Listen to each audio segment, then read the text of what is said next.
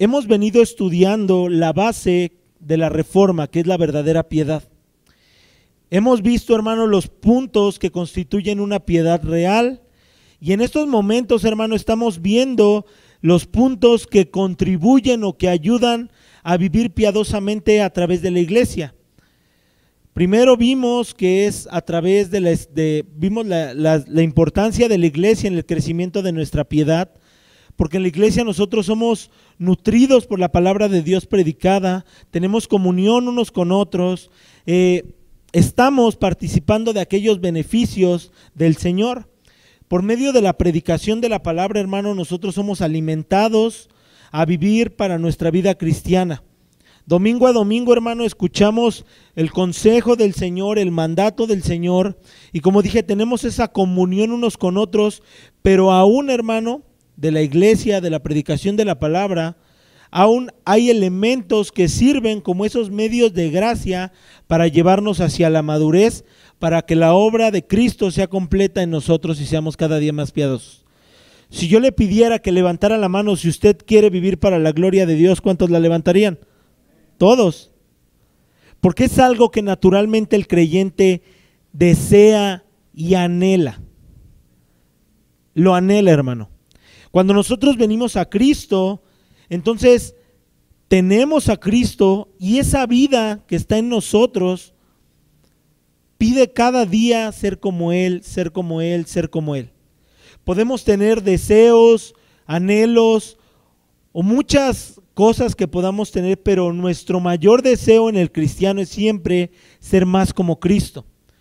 Nuestro amado Padre y Dios no solamente nos ha dado una salvación inmerecida, porque nadie merece esa salvación, y nos ha dado también una vida nueva en Cristo, pero también, hermano, nos da los medios necesarios suficientes para caminar creciendo en Él, hasta que lleguemos a la meta final de estar con Él para siempre.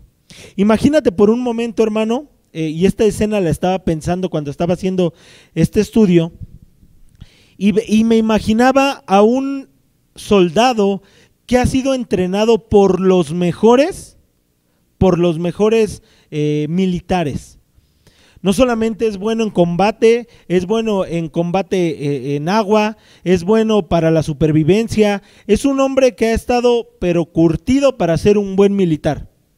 Su físico está preparado para eso, su mente está preparada para eso. ¿Y te imaginas que solamente lo mandaran con su pantalón y su playera a la guerra? ¿De qué serviría eso, hermano? ¿De qué serviría su entrenamiento? De nada. Aunque haya tenido el mejor entrenamiento, si este hombre va a ser lanzado a la guerra sin ningún armamento, sin ningún equipo médico, sin nada, ¿de qué serviría? Bueno, no. Este hombre de seguro estaría en el primer combate y una bala lo alcanzaría y moriría, porque ahí no lleva chaleco, no lleva casco, no lleva nada. Nuestro Dios, hermano, no solamente nos ha dado esa nueva vida en Cristo, hermano, y nos ha preparado para que luchemos en esta guerra, hermano, que es contra el pecado y contra los designios de nuestra carne, sino que nos ha equipado y nos sigue equipando todos los días como cristianos para poder llevar a cabo esa lucha, hermano. Y esto, hermano, que vamos a meditar hoy acerca de la cena y del bautismo, son parte de aquellos medios de gracia que Dios nos ha dado para poder vivir piadosamente para su gloria. Y primeramente, hermano, lo que es de notar, lo que es de estudiar, es que vamos a ver por qué se llaman ordenanzas sacramentales. Nosotros, hermano, para entender por qué este título se le llama ordenanzas sacramentales, tenemos que ver varias cositas. Primero, hermano, es que en el momento cuando nuestros hermanos en la historia tuvieron una gran lucha para separar el correcto entendimiento de estas acciones o de esas ordenanzas, es notarlo muy importante. Para ver esto, hermano, los católicos romanos dijeron de los sacramentos lo siguiente, y de hecho lo tienen en la diapositiva. Ellos dijeron, hermano, que los sacramentos contienen la gracia la gracia que significan. En palabras simples, hermano, los católicos romanos dicen de los sacramentos que a través de ellos tú y yo podemos hallar gracia delante de Dios por realizarlos. Otra vez los católicos están llevando las obras para ser salvos. Ellos dicen, bueno, el niño se tiene que bautizar para llegar al cielo, tiene que tener confirmación para llegar al cielo, y te van poniendo los sacramentos como un estándar o como escalones que te van a llevar al cielo. Y esto por obvias razones, hermano, es herejía. Si nosotros lo vemos en la Escritura, vemos en Efesios capítulo 2, versículo 8, que no es por obras.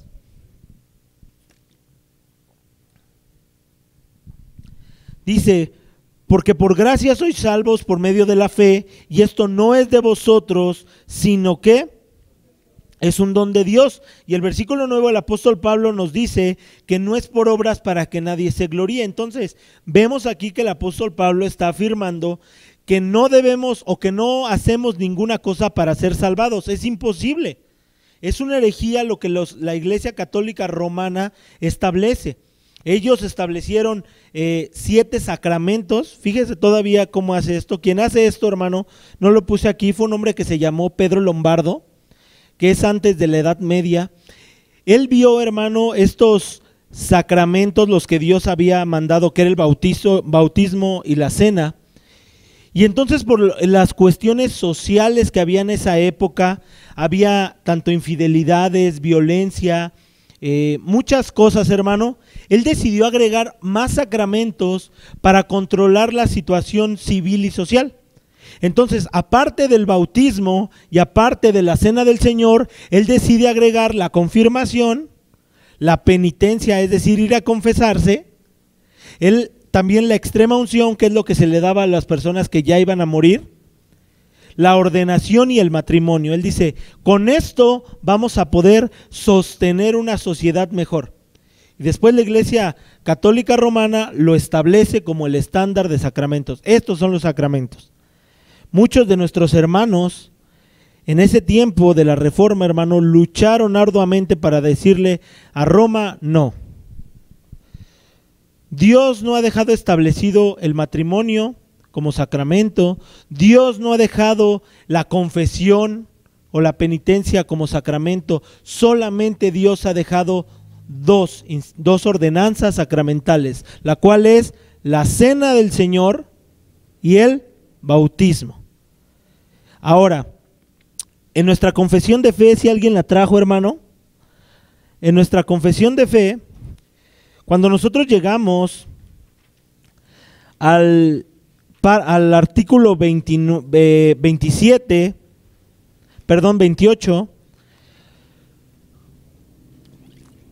nosotros podemos ver que solamente nuestros hermanos bautistas de ese tiempo, agregan y dicen el del bautismo y de la cena del Señor. Ahora, en otras confesiones, como la confesión de Westminster, en esos puntos dice de los sacramentos. Y ahora uno puede decir, bueno, ¿por qué entonces nuestros hermanos bautistas decidieron quitar la palabra sacramento y ponerle ordenanzas? Bueno, porque en ese tiempo la palabra sacramento para los católicos significaba lo siguiente.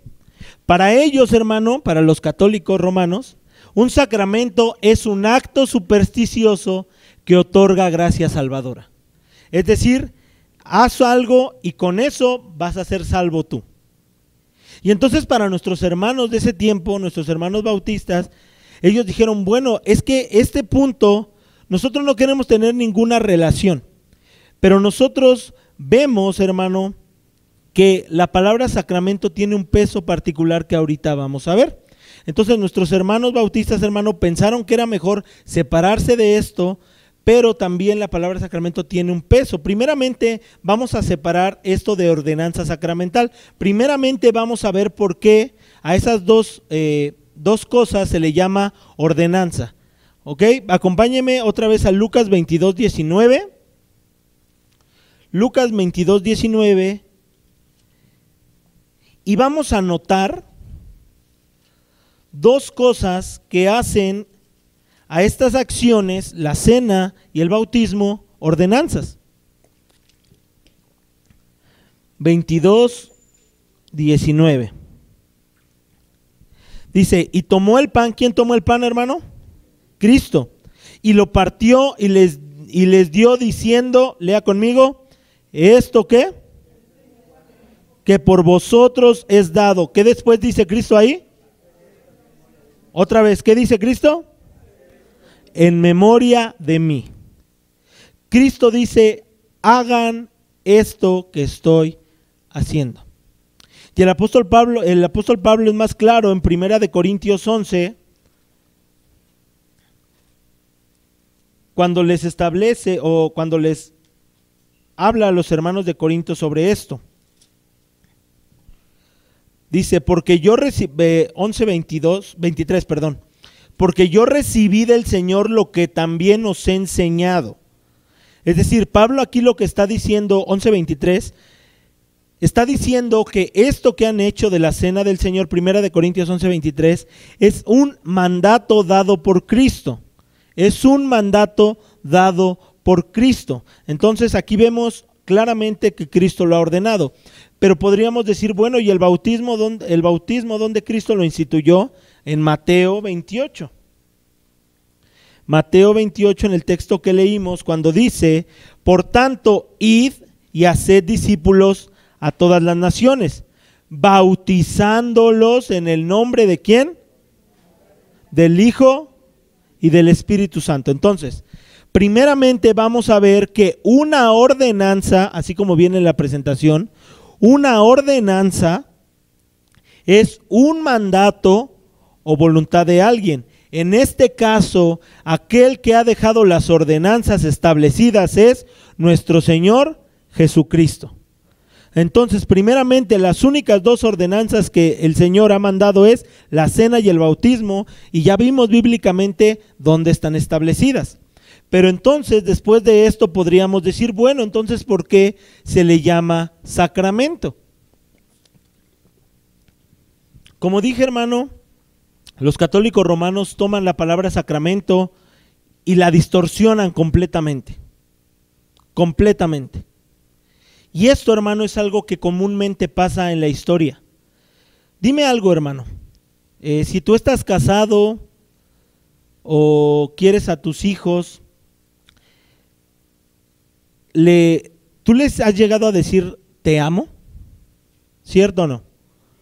A ver, ahora sí, levante la mano quien ha llegado a decir te amo a alguien. Y tú entiendes el concepto de amor, ¿cierto o no? Pero el mundo lo tiene con una perspectiva totalmente errada. Ellos pueden decir a una persona, a lo mejor un esposo que le es infiel a su esposa, y a la amante le dice te amo. ¿Eso es amor de verdad? No. La palabra la ha distorsionado. Entre personas del mismo sexo que quieren estar juntos en esta época y se dicen te amo, ¿esa es la idea correcta de amor? No. El ser humano, hermano, siempre corrompe el significado natural de las cosas y le busca un significado. En este caso, para los católicos romanos, incluso hoy en día, el decir sacramento es algo que te va a ayudar a ser salvo. Pero ese no es el verdadero significado. Un sacramento, y aquí pongo la definición, es el signo de una cosa santa. Un sacramento es el signo de una cosa santa. Cuando ahorita les estoy hablando de un sacramento, es que nosotros hablamos de sacramento y estamos tratando de hablar que aquellas ordenanzas de Cristo nos estamos refiriendo a ellas de una forma reverente, hermano. De una forma reverente. Entonces, cuando nosotros juntamos esas dos palabras, ordenanza y sacramento, nosotros entonces estamos manifestando que esas ordenanzas que Cristo ha dado son ordenanzas santas. Son ordenanzas santas, hermano. Las ordenanzas que ha dado el Señor son ordenanzas santas. Nos estamos refiriendo a ellas de una forma reverente.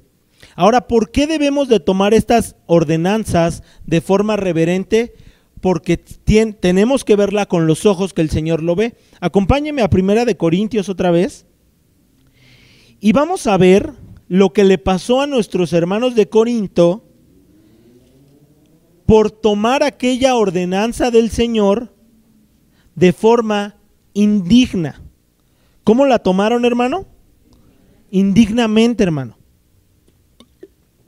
Ellos tal vez decían, bueno, es que sí lo estamos haciendo, pero no vamos a darle el peso que debe de tener. Y esto es algo, hermano, que cuando nosotros primeramente, si el Señor quiere, lo realicemos, tenemos que examinarnos a la luz de esto. ¿Por qué? Porque son cosas santas que el Señor ha ordenado. Son cosas a las cuales debemos de acercarnos de forma reverente, porque el Señor lo ha mandado. Primera de Corintios 11, 27. ¿Cómo dice el título si tienes tú ahí? ¿Cómo le estaban tomando? ¿A qué te suena esa palabra indignamente? Lo estaban tomando de una forma a la ligera, hermano. Una forma totalmente sin importancia, hermano. Y esto ocurrió en la iglesia de Corinto, hermano, y esto es algo que puede pasar en nuestra iglesia local cuando se realice.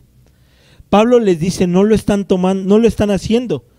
Yo ya les ordené algo que me fue dado por Cristo, que es que partan el pan y celebren la cena del Señor, pero tienen que tener en cuenta que esto no se hace a la ligera. Versículo 27, de manera que cualquiera que comiere de este pan o bebiere esta copa del Señor indignamente, ¿será qué?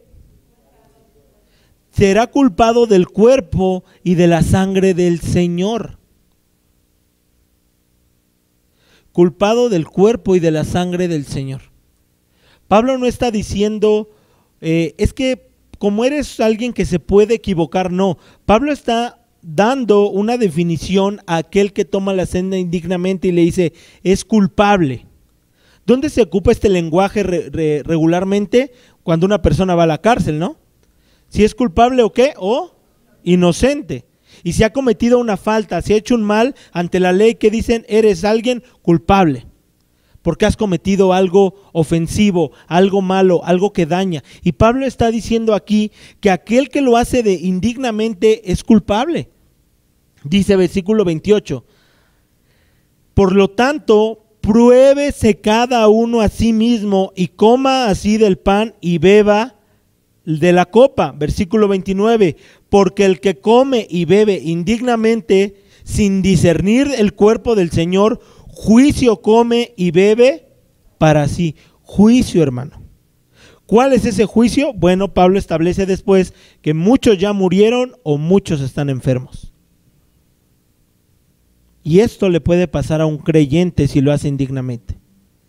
Entonces, cuando nosotros vemos las ordenanzas sacramentales como eso, vemos que son mandatos del Señor, pero son cosas a las cuales tú y yo debemos de acercarnos y realizarlas de manera reverente, hermano.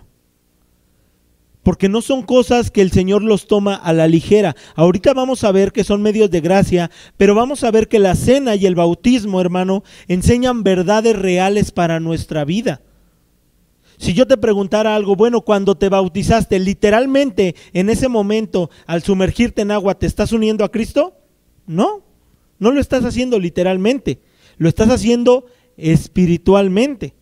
Cuando tú entonces estás tomando el pan y estás tomando el vino, ¿literalmente te estás comiendo a Cristo? No. Es un acto, un símbolo, una remembranza, hermano. Y esto es algo que nosotros debemos de tomar en cuenta. Entonces, primero vimos por qué se le llama ordenanza sacramental, porque son instituidas por nuestro Señor Jesucristo, son mandadas por Cristo, pero tenemos que, son cosas santas, hermano. Amén. Entonces, el segundo punto es que tenemos que ver que también las ordenanzas sacramentales son medios de gracia. Amén. Y aquí vamos a ver qué son los medios de gracia. Porque bueno, alguien antes de leer eso, ¿alguien me podría decir qué es un medio de gracia? En sus palabras, no quiero una definición exacta. Para alguien, ¿qué es un medio de gracia? Por ejemplo, hermano Mario, ¿qué te suena que es un medio de gracia?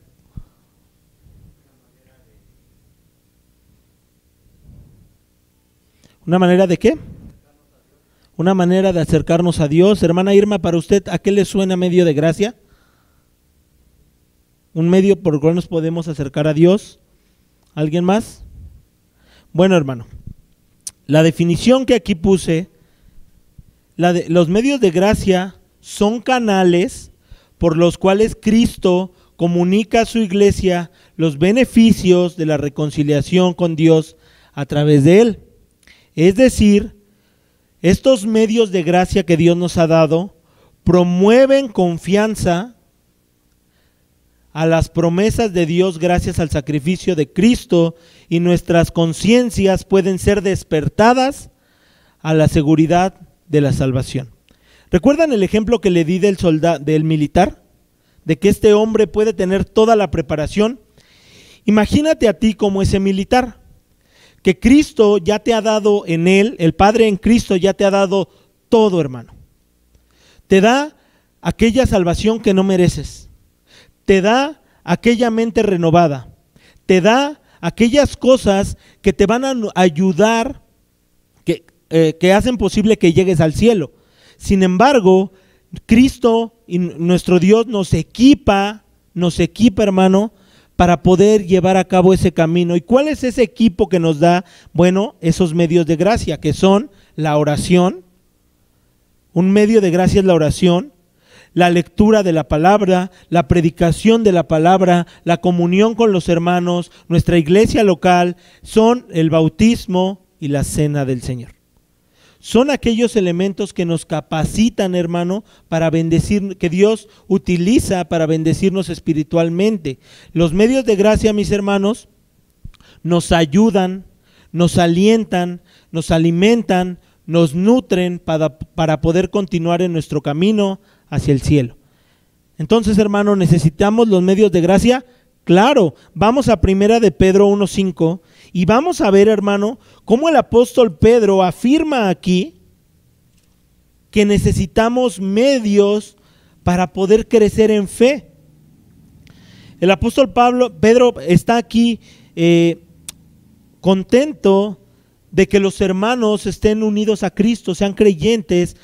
Y él le dice en el versículo 1:4, desde el versículo 3, hermano, para dar un poquito de contexto, dice: bendito el Dios y Padre de nuestro Señor Jesucristo, que según su grande misericordia nos hizo renacer, lo que les dije, ya nos dio todo, nos hizo renacer para una esperanza viva por la resurrección de Jesucristo de los muertos. Si Cristo no hubiera resucitado, ¿nosotros hubiésemos resucitado? No. Dice la palabra que hemos muerto al pecado, pero estamos vivos en Cristo. Cristo hizo posible eso. Versículo 4 dice: ¿para una herencia qué? ¿Para qué fuiste resucitado, hermano? ¿Para qué más?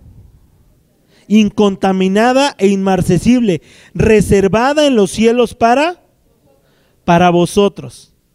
Cristo nos da vida, y ve esto, hermano, Cristo nos da vida, nos da la regeneración, nos da su espíritu, y aquí vemos cómo Pedro le está diciendo a estos hermanos para qué fueron regenerados, para qué tienen esta nueva vida. Bueno, para que recibieran una herencia incorruptible, incontaminada, que está reservada en los cielos para nosotros.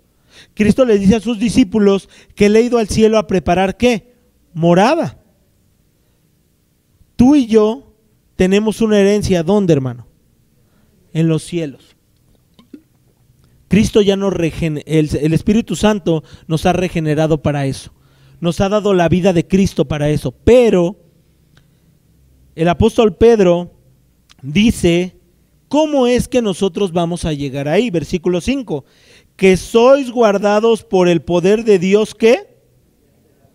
¿Mediante qué?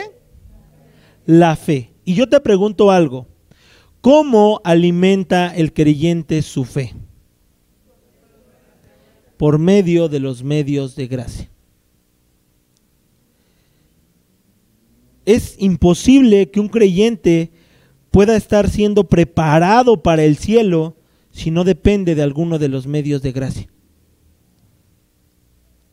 Entre más nosotros dependamos de aquellos medios de gracia que el Señor ha dado, hermano, créeme que nuestra vida espiritual va a ir estando más nutridos.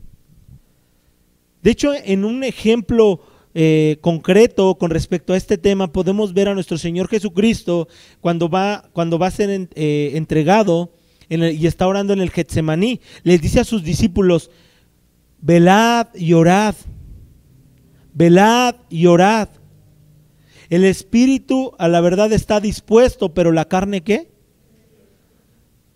Dependan de aquello que he dejado para que estén nutridos. Otra vez después nosotros vemos cuando nuestro Señor Jesucristo, después de bajar del monte de la transfiguración y ve que sus discípulos no pueden liberar a un muchacho endemoniado, y cuando después son avergonzados y Cristo libera al joven en privado, ellos le preguntan: Señor, ¿por qué no pudimos liberarlo? Y él le dice: este demonio no sale sino por oración. Es decir, dependencia de Cristo, dependencia de Dios. Por eso los medios de gracia son tan importantes, y ahorita en esto nosotros estamos viendo cómo el bautismo y la cena son medios de gracia que nos alimentan, que nos ayudan a esta carrera, hermano. Yo cuando estaba escuchando una de las enseñanzas que le mandé, me gustó mucho un ejemplo que dan. Bueno, ¿cómo sirven los medios de gracia? ¿Cómo el bautismo, la cena me pueden ayudar? Y uno de los hermanos decía: bueno, cuando tú te alimentas, todo el día, ¿acaso tú te estás alimentando, hermano? ¿Todo el día, cada hora, cada minuto estás metiendo algo a la boca? ¿No? Regularmente los médicos dicen que hay 3 comidas que tienes que realizar sí o sí. ¿Cuáles son? Desayuno, comida y cena. Y entonces, en el tiempo del desayuno hacia la comida, si no comes te caes muerto o desmayado, ¿no? Tú por eso desayunas y te alimentas para llegar a la comida, y por eso comes para llegar a la cena, y te alimentas para poder llevar a cabo tus días. Bueno, el bautismo y la cena del Señor, hermano, funcionan de alguna manera así.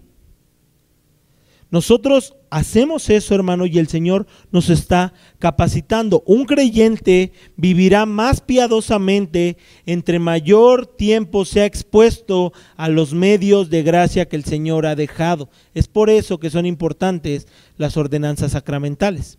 Y ahora sí, hermano, vamos a meditar sobre esos puntos, porque ya vimos qué son medios de gracia, pero ahora vamos a ver cómo es que el bautismo y la cena sirven como aquellos medios de gracia. Vamos a leer, si traen su confesión de fe, vamos al artículo 29, que es del bautismo, y vamos a leer primeramente la definición del bautismo. Es el artículo 29 de la confesión de fe. Porque yo estaba buscando definiciones, pero creo que es muy, muy concreta la confesión de fe. Dice en el punto 1, párrafo 1, dice: el bautismo es ¿qué? Una ordenanza del Nuevo Testamento. Es decir, el Señor, nuestro Señor Jesucristo, el Nuevo Testamento la instituye, instituida por Jesucristo con el fin de ser para la persona bautizada una señal de su comunión con Él.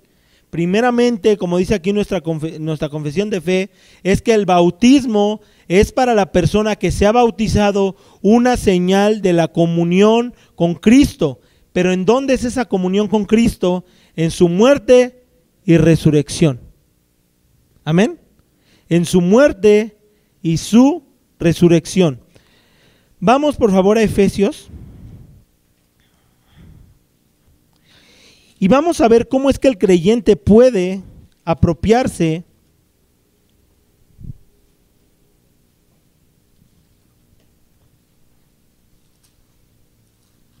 de esto, hermano, y cómo esto cobra más sentido.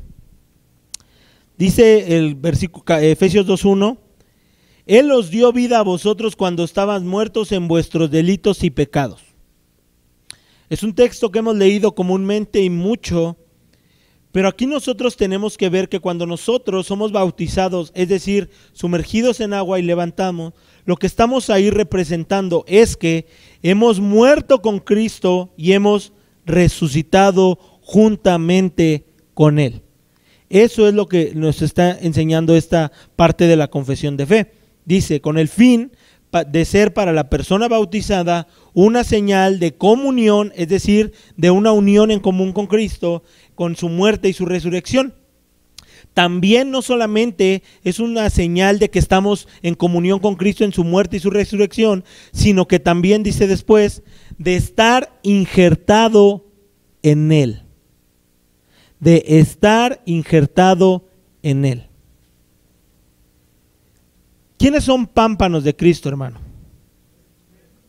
Amén.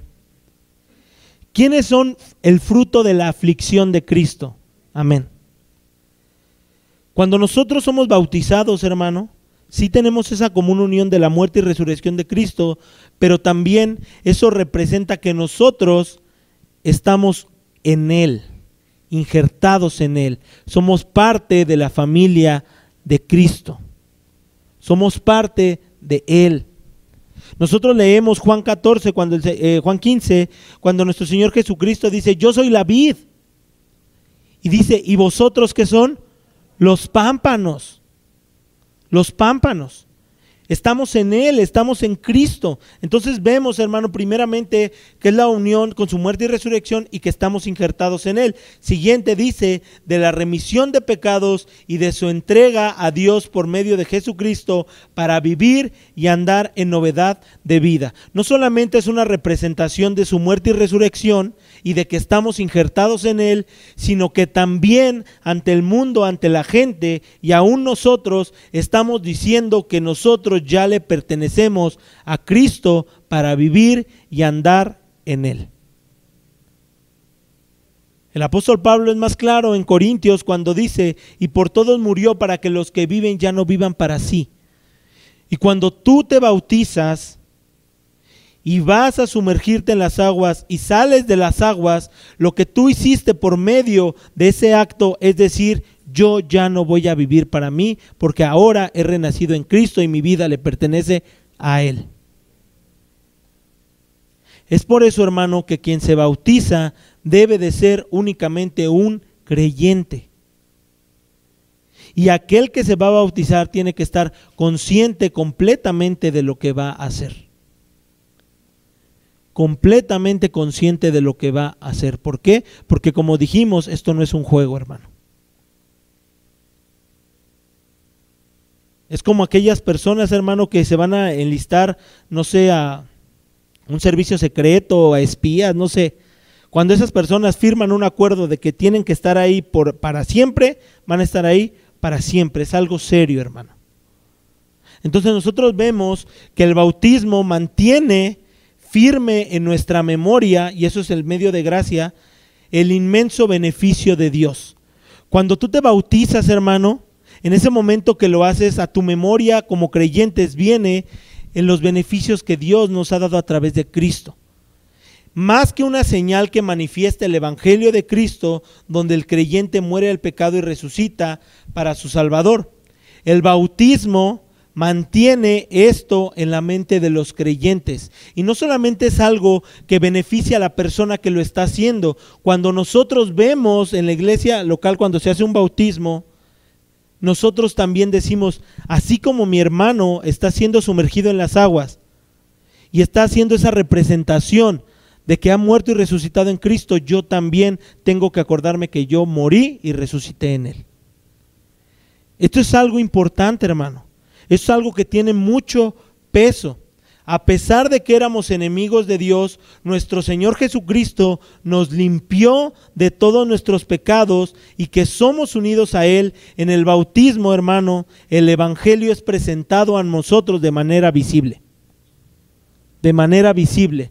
Es decir, muero al pecado y resucito en Cristo. Y de hecho el apóstol Pablo hace muchísimas analogías referentes a esto. Por ejemplo, tenemos Gálatas 3:27.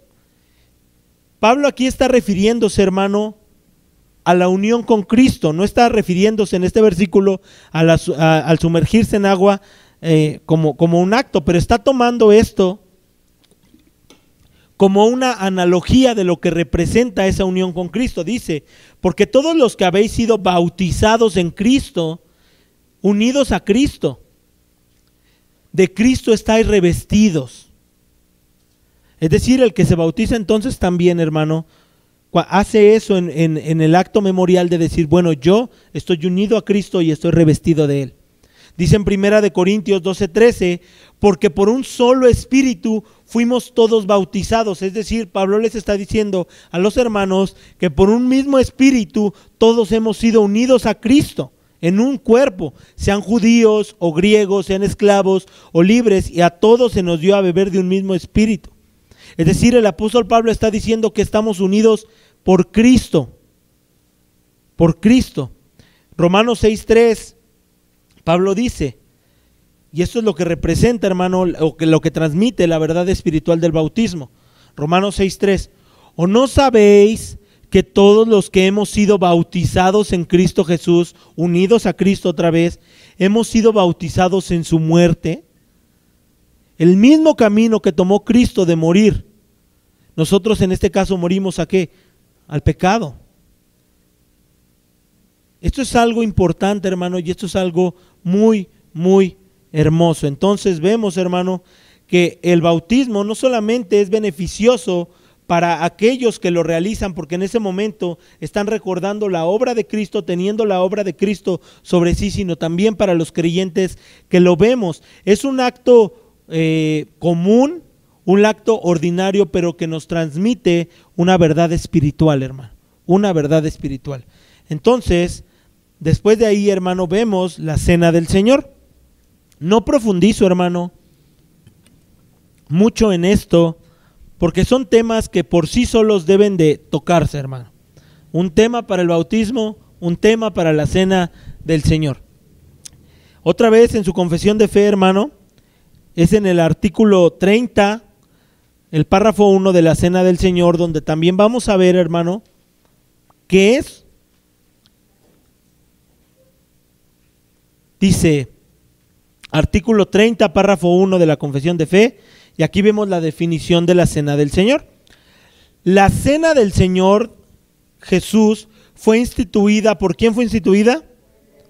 Por Él mismo, la noche que fue entregado, ya lo habíamos leído, para que se observara en sus iglesias hasta el fin de ¿dónde?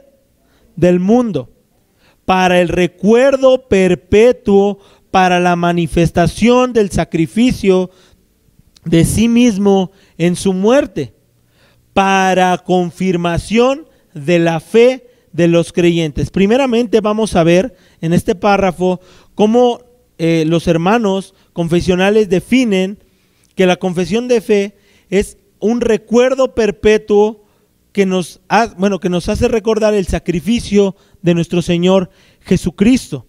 Cuando nosotros tomamos ese pan, tomamos ese vino, no es un acto como los católicos romanos lo ven. Ellos dicen desde ese momento que Cristo, en lo que ellos llaman la hostia y el vino, se convierte literalmente en eso. No, hermano. Es un acto ordinario que transmite una verdad espiritual. Y esto primeramente es para un recuerdo, una remembranza de lo que Cristo ha hecho por nosotros. Así como el bautismo, cuando lo vemos, estamos viendo el evangelio en un acto ordinario. En la cena del Señor nosotros estamos viendo ese sacrificio de Cristo. Si lo vemos con lo que leímos, hermano, en Lucas, vemos que el Señor dice, tomad, comed, bebed, esto es mi cuerpo. Cristo está diciendo, esto es lo que yo he entregado por ustedes. Este cuerpo mortal, dice Cristo, este pan es la representación de mi cuerpo, el cual fue entregado para que ustedes tuvieran vida. Este vino que están tomando es la representación de la sangre que fue derramada por ustedes. Cuando tú y yo estamos entonces tomando de esa cena o tomemos de esa cena, hermano, nosotros en nuestra mente vamos a recordar el amor de Cristo derramado por su iglesia. Dime algo, hermano, ¿quién puede dar la vida por ti a ese grado? Nadie. ¿Cuál es el mayor acto de amor que ha hecho un ser humano? El de Cristo. El entregar su vida en rescate por muchos, dice la palabra del Señor. Cuando nosotros entonces tomamos la cena, hermano, recordamos eso. Dice después, para confirmación de la fe de los creyentes en todos los beneficios de la misma. Y aquí me gusta mucho, hermano, porque vamos a ver cómo aquella cena del Señor nos puede confirmar. Quiero que me acompañe un poquito en Isaías 53, que es un texto, hermano, que habla de nuestro Señor Jesucristo. 53:11.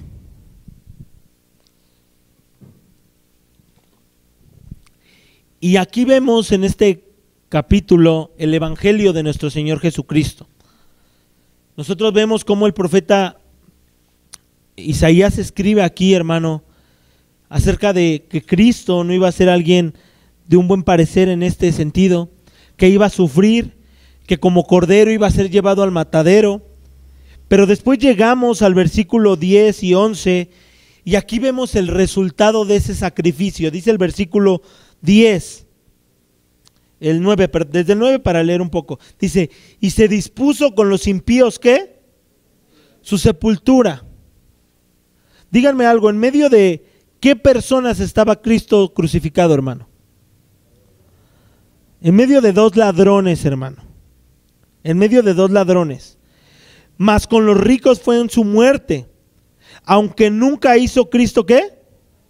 Ni hubo engaño, ¿qué? En su boca.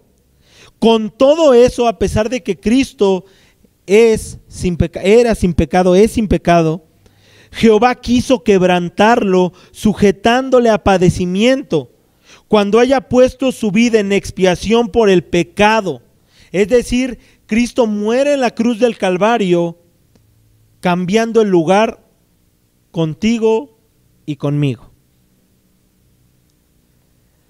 El lugar que te toca a ti para ser condenado es cambiado con Cristo. Es cambiado con Cristo. Dice después, pero esto, hermano, vea lo que trae, este sacrificio que trae, verá linaje y vivirá por largos días, y la voluntad de Jehová será en su mano prosperada. Y aquí en el versículo 11 estamos tú y yo. ¿Verá qué? Otra vez, léelo fuerte, hermano. Verá el fruto de la aflicción de su alma. Primeramente vemos, tú y yo somos el fruto de la aflicción de Cristo, hermano. Somos el fruto de la aflicción de Cristo, hermano. Aunque yo sé, hermano, que tú y yo nos examinamos y nos vemos totalmente imperfectos, que hay veces que no podemos ya con esta carne, somos el fruto de la aflicción de Cristo.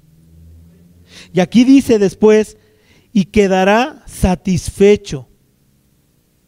Este sacrificio de Cristo, hermano, es fructífero. Es fructífero. Y quedará satisfecho. Por su conocimiento justificará mi siervo, es decir, Cristo, ¿a cuántos? ¿A cuántos justificará? Y llevará ¿qué? Por Cristo eres declarado justo y Cristo se llevó tus pecados. Y cuando nosotros tomamos la cena del Señor, hermano, nosotros estamos en ese acto que estamos haciendo con la iglesia local y ante las personas incrédulas, hermano, estamos resaltando y manifestando la eficacia del sacrificio de Cristo. No vamos a ser justificados, ya somos justificados. No vamos a ser santos en Cristo, ya nos estamos santificando. No vamos a ser adoptados, ya somos adoptados por Cristo. Dice el apóstol Pablo en Romanos 8:34. El sacrificio de Cristo, fíjese lo que hizo. ¿Quién es el que condenará? Pablo lo hace una pregunta. Y dice, Cristo es el que murió, mas aún el que también ¿qué? Resucitó. El que además está sentado a la diestra de Dios, el que también intercede por nosotros. Cuando tú y yo estamos tomando esa cena y estamos comiendo de eso y participando junto con la iglesia local, estamos recordando que ya hemos sido justificados, que el sacrificio de Cristo fue completo, hermano. Dice el autor de Hebreos que ese sacrificio fue una vez y para siempre, hermano. Recordamos la eficacia de ese sacrificio. También la cena del Señor, hermano, nos confirma en nuestra santificación. Romanos 6:10. Es decir, primeramente que Cristo hizo posible que fuésemos declarados justos, pero también Cristo, ese sacrificio de Cristo, hizo posible, hermano, que nosotros ya no viviéramos para pecar, ya no fuéramos esclavos del pecado. Dice, porque en cuanto murió al pecado, murió una vez por todas, mas en cuanto vive para Dios, ¿qué hacemos? Vive. Esto es algo muy bello, hermano. Cuando tú y yo entonces participemos de la cena, en nuestra mente trae que Cristo, hermano, nos ha justificado. Trae a nuestra mente y a nuestra memoria, hermano, que hemos sido santificados, hermano. Que Cristo hizo posible por ese sacrificio, hermano, que ya no vivamos para nosotros mismos. Y cuando tú recuerdas eso en el momento que estamos tomando de la cena, hermano, no salimos igual. No salimos igual. Después también, hermano, no puse todos los puntos, hermano, también Cristo, la cena nos confirma en la adopción de Cristo. Juan 1:12, mas a todos los que le recibieron, a los que creen en su nombre, les dio potestad de ser hechos hijos de Dios.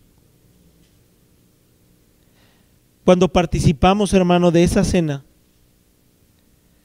estamos tomando aquellos, aparte de recordar, hermano, aquellos beneficios de Cristo, también estamos nutriéndonos de la vida de Cristo. ¿Por qué, hermano? Mire esto, cómo lo define o cómo lo escribió Juan Calvino. Y me gusta mucho, de verdad, cuando lo estaba haciendo, decía, qué bello es esto. Para el mundo es un pan y es un vino común y corriente, y lo es. Pero el acto de hacerlo, hermano, el acto de tomar en cuenta esto que el Señor nos ha mandado es, Señor, estoy tomando esta cena, estoy tomando este vino, pero estoy recordando cuánto, Señor, me amaste. Cuánto ha hecho tu sacrificio por mí, Señor. Hoy soy una nueva criatura por tu sacrificio. Hoy, Señor, ya no vivo para el pecado, por tu sacrificio. Porque tú derramaste tu sangre por mí, Señor. Dice Juan Calvino acerca de esto, Cristo es la única comida de nuestra alma. Dice en Juan 15, permaneced en mí. Si mis palabras permanecen en mí y permanecen en vosotros, dice, Cristo es la única comida de nuestra alma y por tanto nuestro Padre Celestial nos invita a Cristo. Cuando estamos tomando esa cena, es una invitación que está haciendo nuestro Dios Padre y nos está diciendo, vengan, recuerden ese sacrificio, vean ese sacrificio hermoso que ha hecho Cristo.